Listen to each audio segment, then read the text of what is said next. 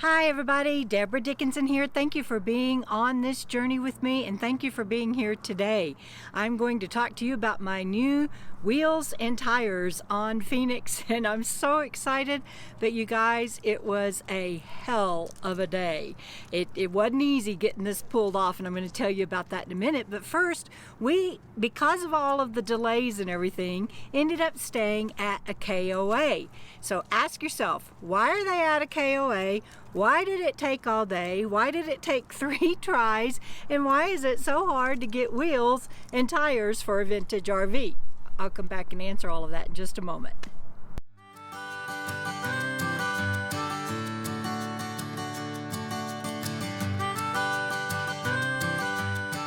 Before I tell you how I went from this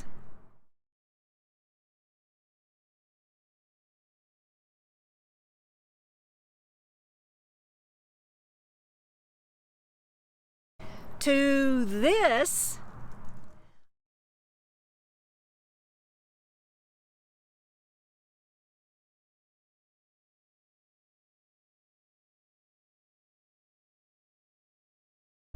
on my vintage RV Phoenyx, I want to show you around this beautiful KOA. It's the Journey KOA in Santa Fe, and we are really grateful that we were able to get a couple of sites here for the night because it was way late in the day by the time I drove away with new wheels and tires. So check this out, and then Frugal RV gal and I will come back and tell you the horror story.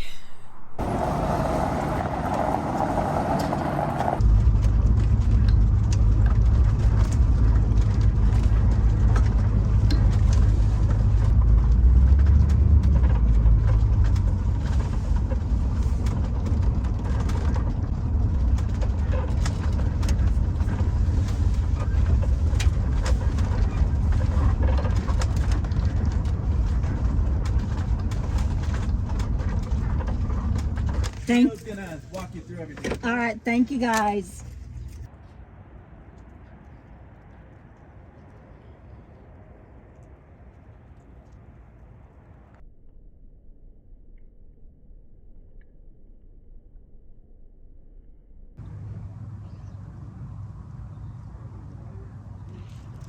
Here's my site at the KOA, and Frugal RV gal is just about 5 sites down the lane. We're going to have bacon, eggs, and toast for brekkie. Woohoo! Okay, so I have new tires and wheels, and before we get started, I want to thank my friends Judy, Abernathy, and Richard, Alber for the birthday gift money that made this possible. We basically went in about 1/3 each to get this pulled off, and I am so grateful. Thank you guys. I am safe and sound and rolling down the road with beautiful new wheels and tires. But like I said, it was kind of interesting to get it accomplished.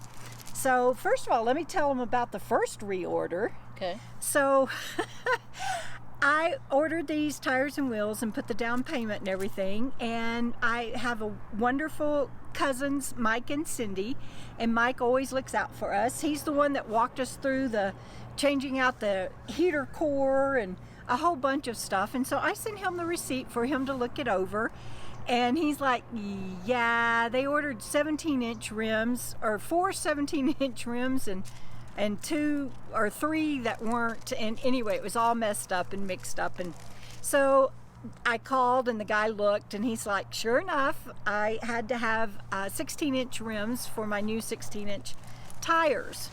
And so that was the first reorder, and so we rescheduled for yesterday, which was Tuesday, for me to bring Phoenyx in and have these new wheels and tires put on. And I guess I should tell everybody, a lot of people are like, you know, I switched from 16.5-inch tires to the 16 because the 16.5 are so hard to get. Now, I've seen on a lot of forums and everything, people are saying, you know, you can get 16.5s now, it's not a problem. And that's because Firestone started making them after they weren't made for a very long time by anybody. And Firestone did recently start making 16.5-inch tires again, but I travel border to border, coast to coast, 365 days a year. I may not be in a place where they are have access to 16.5-inch tires, and I may not be able to stay and wait and order them from a Firestone and have them shipped. And so I wanted to go ahead and switch to the 16-inch tires. So that was my choice, my decision, and I feel a lot safer now, and I'm not worried about getting a nail or something on the road. I can get it taken care of. But yesterday was kind of interesting, wasn't it, Jenna? Yeah. You want to tell them what we pulled up and saw the first time? Oh, no, I guess we should tell them about lunch. So we went to lunch at Chili's while we were waiting for the tires and wheels to get put on. And Still celebrating her upcoming birthday and her recent retirement. it's like a month-long birthday. That's it. And so you got a text saying that the work was complete. And I was like, yay! No problems, no issue. And then your phone rang. Yeah, and then my phone rang, and it was Discount Tire calling me. Yeah. And he's like, Debra, the tires that we put on your 16-inch rims are too big. They are rubbing on the front, and so I think we need to go with a lesser tire, not lesser quality, lesser tread, and they're still off-road because you guys know I do all the boondocking, but he said we have to they're too high. They're rubbing on the front, and I don't want you to ruin a bumper or something. I'm like, well, I don't want to be rubbing. Yeah. And so it turns out what happened was they put all the tires on, all 7 wheels and 7 tires, the spare and everything, and went to back it up out of the bay, and when they went to turn the wheel, the front wheels were rubbing. And so they had couriered, I give them credit for this, they had couriered out of Albuquerque to Santa Fe the tires that I needed that would fit on my RV. So after lunch, we headed back to Discount Tire and pulled up beside my rig, and it had the new tires and wheels on the back, but not the front, so they could drive it. But those tires and wheels that were on the back couldn't stay. Beautiful. Yeah, beautiful, but they couldn't stay because, like I just said, they were too big. But this is where the story really starts to get interesting. So we've ordered the wrong wheels, and we've ordered the wrong tires, and now it really starts getting interesting. So I go look at the tires and just looking at them like, wow, these are nice tires. These are some nice wheels, some nice tires. So I'm down there really looking at them, and I noticed that they had cut the fender Wheel extensions. You know, extender. that's a plastic fender well that is attached to the outside of the RV. But they had cut the plastic on either side so the plastic wouldn't rub the tires. Yeah, and I was like, to make the tires fit, Yes. they cut my RV, is the bottom line. I'm like, they what? She's like, they cut your RV, not in 1 places, 2 places, 3 places, but all 4 places around the rear wheels. I'm just like, who cuts on somebody's rig without talking to them first? And they literally cut inches off of all 4 fenders. It was crazy. yeah. And of course, I went and told Debra, you need to come look at this because they've cut that off. Yeah, and y'all know, I would not have noticed it with my brain injury and everything and all that was going on. It was all I could do to get my rig there, and then all of the reorders and taking things back. I was lost, and so I wouldn't even have noticed that if Jana hadn't have told me. And so I go up to the register, and the guy's like, hi, how can I help you today? And I'm like, well, that's my RV that you guys are changing out the tires and wheels are on today, and I need to talk to somebody about you guys cutting on it without asking. And he's like, what? So we sit there in the lobby now, and we're going to watch them do the work because, you know, at this point, I'm a little nervous. My life rides on the line on this rig 365 days a year. And I'm a little nervous, and Mike had given us a heads up to make sure that they not only did the air drill to get the lugs on, but then torqued them with a torque wrench. And so we were just watching everything, and you want to tell them, you know, what we saw and what happened while we were sitting there? Well, they're taking off the back of the back wheels to put on the new tires onto the new wheels. And by they, she means they. 3 of them, because one guy's sitting down, you know, grabbing the tire and doing this. They could barely get their fingers in there. The tire was so big. Yeah. One guy was trying to get his finger. This is after they cut my fender off to get it in there, and they still only had less than half an inch on either side, and so he can barely get his fingers in there. And the other two Or having to hold the plastic fender to be able to pull the tire out and to get it off. So it was like, I'm sorry, but the first clue is if you had problems, obviously you had problems getting it off, so they had to have problems putting it on before they cut the rig. Jana was like, "What's your first clue?" It's like, really? And then she was really upset because the truth is, if she hadn't have been with me and I hadn't have noticed, and if they had not have rubbed with those front tires, with the bigger tires, they would have just put them on there, and I would have drove away without realizing they cut my wheel, my fenders, and without realizing that these tires were too big for my rig. I would not have noticed that. I'd have been hours down the road. I just don't think they would have told you if the front tires would have not rubbed. And that's what made her so Yeah. upset, is I'm if like, if they could have gotten by with it, they would have. Yeah. And so talked to first one person, then another person, and then another person, and then finally the guy came out. I think he's an assistant manager. I don't know their hierarchy, but from watching in positions and everything, I think he's like an assistant manager. And he came out and he goes, "The buck stops with me. It's 1,000% my fault." And they gave me 2 free tires. And then the difference for the big ass tires to, you know, I still have beefy, beautiful tires, but Yeah. they actually fit my RV. And so I got the difference in the cost of those 2 tires, plus they refunded me for 2 tires.